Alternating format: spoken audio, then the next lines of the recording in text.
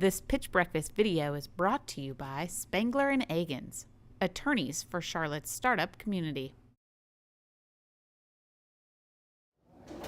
Okay, so let's kick this off with a question. How many of you drink beer?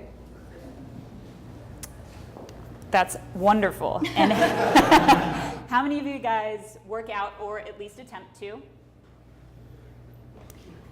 So you're definitely not alone. The trend of beer fitness has been spreading like wildfire across the country, across the world. I'm sure you've seen videos of beer yoga in Japan and Germany, and beer fitness is just as popular, if not more so, right here in Charlotte. So when we first moved to Charlotte, we attended a class called OMB Yoga on Tap. It's a $5 yoga class, and you get a free pint of beer after it. We had such an awesome experience, and we wondered if there were any similar classes like it in the Queen City. So we did a little bit of research, and we uncovered not only a handful of beer yoga classes, but also run clubs and bike rides, and even CrossFit classes that were happening at breweries. But the weird thing is no one was talking about it. Aside from a couple of outdated articles, there really was nowhere to find this information. And that's when Work for Your Beer was born. I'm Alicia. And I'm Mel, and we're the co-founders of Work for Your Beer. So Work for Your Beer is the all-inclusive resource for beer fitness in Charlotte, and beer fitness is anything active that you do at a brewery or beer serving location. So yoga, run clubs, bike rides, boot camps, dance classes. If you're moving and you're consuming alcohol, you're pretty much under this umbrella. Here in Charlotte alone, there are more than 85 weekly recurring beer fitness classes and growing, and Work for Your Beer is the ultimate guide to all of them. So in order to be the ultimate guide to beer fitness, we have a couple of different assets. The first is our website, workforyourbeer.com, where we have a master calendar of all of these events, as well as individual pages for each event, a map, and a blog. We also run our own events out of Lenny Boy Brewing in South End and Cabarrus Brewing in Concord. And all of this really is an effort to build a community. So our mission is to create a community that enables people to work out, drink beer, and build relationships. So who's actually in that community? Well, based on the most recent research, there are more than 275,000 people in Charlotte who are interested in both beer and fitness. We find that they usually fall into these three different buckets. The first is the new in town, someone who just moved here, wants to make friends and get involved in the fitness scene. The second would be the fit but frugal, somebody who wants to get fit, maybe doesn't want to drop a lot of money on a yoga studio or a gym membership. The third is the multitasker. You're really busy, you don't have time to fit in seeing friends and working out separately into your schedule, so you do them both at once. And out of curiosity, how many of you have heard of Work for Your Beer before? Follow us, use our website. Awesome, thank you. So we've seen crazy growth over the past 8 months, and Mel's gonna talk to you a little more about that. So as Alicia mentioned, sorry, since we launched in December of 2016, we have seen tremendous growth as a brand. We've seen over 55,000 unique visitors come to our website. We've grown our weekly brewsletter to just about 3,000 subscribers, and we're approaching 10,000 followers on our Instagram account alone. Now, aside from our digital presence, we've also seen a lot of success at the events we host. We generally see between 25 and 95 attendees at each one of these different beer fitness events, and we've seen about 1,600 unique individuals, and that number only continues to grow as we become more and more popular in the community. Now, since we've seen such strong growth in Charlotte in such a small amount of time, it only makes sense for us to start looking to expand to additional cities across the US. So naturally, we wanted to start in the Carolinas. We've actually already had really great conversations with a few breweries out in Asheville, but we're also targeting the Raleigh-Durham area as well as Charleston. But then we have breweries or cities like Denver and Boulder and Austin, all these really like-minded cities to Charlotte. They're very active, they love craft beer. And we've done our research. We know that Work for Your Beer would be a great brand in all of these different markets. Now with that expansion model in mind, over the next 5 years, we're anticipating $3.5 million in cumulative revenue. Now our current revenue streams are our workout classes, our sponsorships and advertising, as well as apparel. Now in 2017 alone, with just 2 breweries in one city, we're projecting between $50,000 and $70,000 in revenue. Now imagine adding additional breweries in additional cities and gaining additional sponsors, and we're confident we can hit that $3.5 million goal in the next 5 years. Now with expansion comes the need for additional resources, and that's when you guys come into play. We're seeking $300,000 in investment to go towards our expansion efforts. to go towards technology advancements, and to go towards our marketing costs.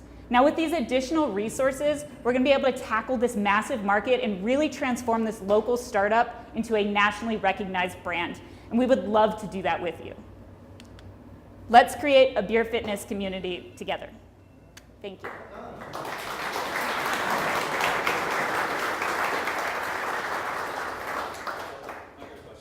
So back to your revenue slide, how are you, so you've got some progress today, how are you making money today? So as I mentioned, our current revenue streams are through our workout classes, sponsorship and advertising and apparel. And so currently, we actually only launched our major classes at Lenny Boy in April and with Cabarrus in July. So that revenue should double next year for just Charlotte. But as we expand to additional cities and flagship at different breweries, we're anticipating that growth is going to skyrocket as we're able to continue building out in additional locations. Are you sponsoring the programs and running the membership? So we host the events, the physical events at Lenny Boy. So we have instructors, and we make $4 a head off of every single attendee. Mm-hmm. So we usually see between 200 and 250 attendees every single week. Yep. So that's where most of our recurring revenue is coming from. So you're at the moment your sponsor, your sponsor, organizer, and instructor at the events that you're in, right? Right, and then we also have different revenue streams for our sponsorship and advertising. So people who want to advertise on our site and reach our audience, which is a really valuable audience for a lot of brands. We work with The Good Kitchen, who's presenting next. So we have a lot of people who want to reach this young, active market, and they're using us to do that. So we have that revenue stream in addition to the events. And then our apparel, people like these shirts, so they like to buy them. Have you ever thought about not necessarily being the actual instructor and being more of the brand and facilitator, but not the actual class? So we contract our instructors. Okay. So we have, one of the things that we found through our VOC was that our audience likes consistency, and they like knowing who they're gonna get at each event, and it varies based on type of event. So yoga, people generally like that to be switched up, but we host a class called Twerk for Your Beer, which is our dance fitness class, and people love the instructor because she's spunky, she's fun, and she represents our brand. And so we don't actually instruct, we're not certified to do that. But we do have that pool of instructors who we handpick essentially for Work for Your Beer. And then what do the breweries think about the whole thing? What do the breweries think? Yeah. In our experience, so we started with Lenny Boy basically because we wanted to start a boot camp, and we know that they have a healthy audience. They offer kombucha, which is a healthier alternative to beer. So we started in February running our Sip and Sweat weekly boot camp class with them. The first class brought out 85 people, and we're like, whoa, we are filling their tap room on Sunday mornings when it would usually be empty. So they're excited. We find through our VOC that 75% of people stay and buy an additional beer. So we're bringing brewery business. I myself am the marketing manager at Sugar Creek Brewing, so I can think of this from the perspective of the brewery as well, which brings us a unique option for when we're looking through all of this VOC, how to apply it to our business. Mel is in digital marketing at Ingersoll Rand, so the two of us kind of bring together our expertise and try to think of it from all angles, from the consumer, from the brewery, from the instructor. Yeah, so I think as an investor, as listening to your pitch, it's first it's oh, what is this thing, right? That's the initial, and then you start trying to figure out can this be a bigger business than just a Charlotte thing? And clearly, the brewery stuff is in every city. There's breweries all over the place. So right. You got that trend going for you. And so somehow, in your pitch, you need to start sort of putting together the pieces to help me understand how this can be a bigger business than just running classes in Charlotte. Sure. Yeah. So it's hey, the trend is breweries are exploding. Let's look at all these markets where there's all this stuff going on. These breweries are trying to get customers in their space. All right, now these breweries are looking for marketing activities, mm-hmm. and everybody that we can bring in, we can help the brewery in some way. And then now we can get this clever thing, and we can grow it by not just being the facilitator or not actually running the classes, but we can kind of be this platform thing of some sort to help scale. Somehow you got to get it away from hey, we're just running one class in Charlotte to this could be all across the country and a big thing. Right. And help us put those pieces together. Right. Yeah, And the pieces, because I think that's exactly spot on. Don't show me the hockey stick, show me the breakdown. I don't know how it comes out, but it's here's how our events monetize. It's excessive. And just break it down and then say, hey, if we multiply this by 50, it's a $800,000 company in 2019. That's fine. and just give me the slide that's like, here's how we monetize at an event. And then also the brewery feedback, if you could actually show incremental something with a quote from whomever, that would be awesome. Like, whatever it is, more heads, more beers per head, more whatever, is like whatever the metric is that you guys think is the proof behind the value prop for the brewer. And then it's like, now it makes sense. I think Travis's point, it's like it gels, and then the $300,000 ask. And then the only last thing is, you kind of mentioned it later, but if we're investing 300 plus, because it's probably not going to go rocket ship on 300,000, right? Right. Like, when are you guys going to quit your jobs and like really own this thing? That'd be my only other feedback. When you ask someone for money, don't expect them to ask when you're going to be all in. Right. Well, I think the financial investment is in part so that we could go full time. We obviously both still have 8 to 5s, and we're also doing this probably 40 hours a week. So eventually we would like to be able to dedicate that 80 hours a week, all work for your beer, like crazy entrepreneurs. So that's what we're going for. Yeah, and I think that's part of what would come with that $300,000 in addition to the expansion, to the marketing efforts, to all the tech advancements, is us being able to go full time and dedicate ourselves entirely to the business. Yeah. So I would just follow up that. So you had traction, and you have great numbers and followers on Instagram and everything. So my thing, I love traction. That's always my first question. How's that translate to revenue? So, you've put that up there, but if you could follow that traction slide, okay, so here is how all these followers is actually generating revenue for the business. Right, yeah, and that's a really good point. And we're still so new that all of these followers, we haven't really figured out a measurement on how we actually monetize one follower. Right. And it varies across platform, right? So an Instagram follower is going to have different value than a Facebook follower, and a Brewsletter subscriber is going to be more valuable because they are actively, seriously opting into receiving another email that comes in with the other 100 emails they get. Right. So we're working on actually hashing through all of the value that way. And I did want to comment too, we didn't really start out to create an event company. We kind of rolled into that as we were generating and building this community. And it was a really good way to get exposure, and it happens to be a really good way to get recurring revenue. And Cabarrus actually said, I like what you did with Lenny Boy. Can you do that for us? And we said, okay, it's a different market. Let's see how we can do in that market. And we've already tripled their yoga class size, which is amazing. But our whole thing is like, you're really great at brewing beer. We're really great at marketing these fitness events. So let us do that for you. Sure. And I mean, the conversations we had in Asheville, everyone was like, yes, please, like come out, that we have an active audience. This would be perfect. Right. So how are, like, for example, like what's missing is like, you just got really important stuff like, oh, we're generating recurring revenue, we're doing all these things.